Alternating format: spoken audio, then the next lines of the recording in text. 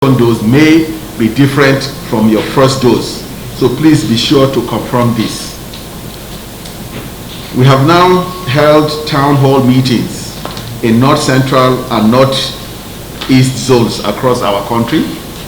While efforts to ensure supply of safe and effective COVID-19 vaccines in Nigeria are ongoing, the Presidential Steering Committee this week will be having our planned South-South Zonal Town Hall meeting with stakeholders and the larger communities on COVID-19 vaccination in Benin, the Edo State capital.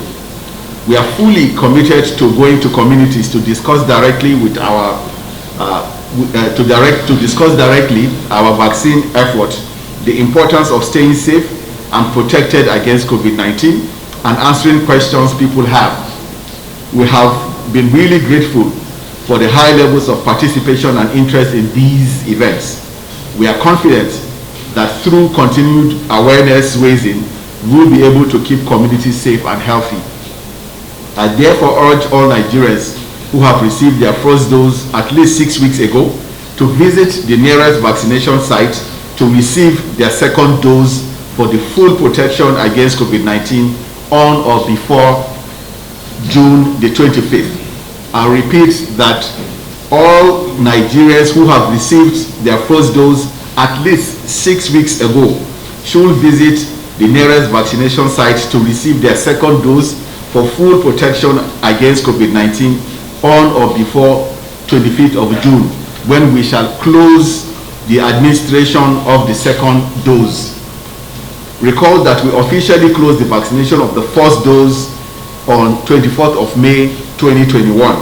Since then, we have been inundated with requests by Nigerians to be vaccinated. In response to this, we have decided to reopen vaccination for the first dose from today. This means anyone 18 years and above who has not been vaccinated should visit the nearest vaccination site for the first dose of the AstraZeneca vaccine. For such persons, their second dose will be due in 12 weeks, and by then we will have received the next consignment of vaccines. We now have information that Nigeria will get 3.92 million doses of the Oxford AstraZeneca vaccine by the end of July or early August. As we receive additional information on the exact dates of these consignments, we will provide an additional updates regarding these timelines. Recent research from Public Health England shows that the Indian or Delta variant B16172 is 92% susceptible to Oxford AstraZeneca. It is therefore comforting to know that the vaccine used in Nigeria can protect against this variant that caused high morbidity and mortality in India.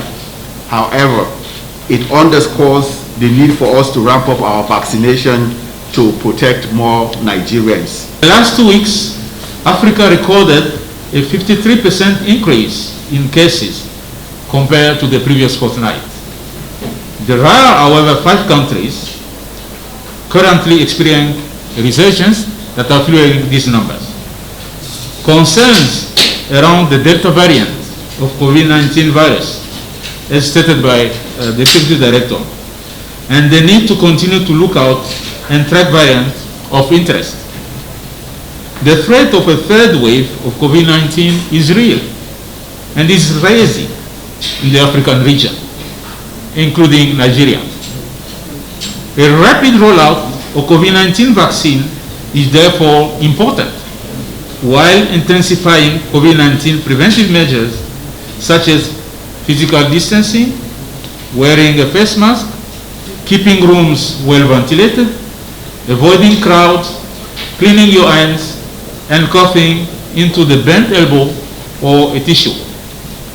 While an increasing number of persons in Nigeria are being fully vaccinated, there is a need for all to continue to adhere to the non-pharmaceutical intervention as recommended by the NCDC and the Presidential Steering Committee on COVID-19.